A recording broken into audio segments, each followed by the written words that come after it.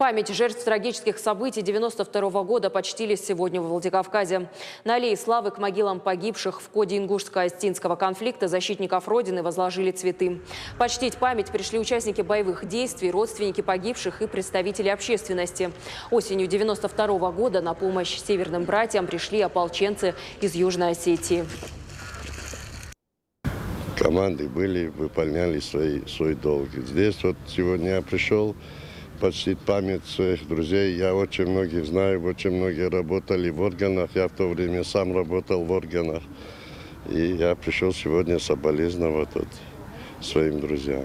В этой трагедии отдали жизнь за Осетию вот эти самые представители разных национальностей. Это, с одной стороны, очень плохо, но если глобально философски мыслить, то это говорит об единении жителей Северной Осетии.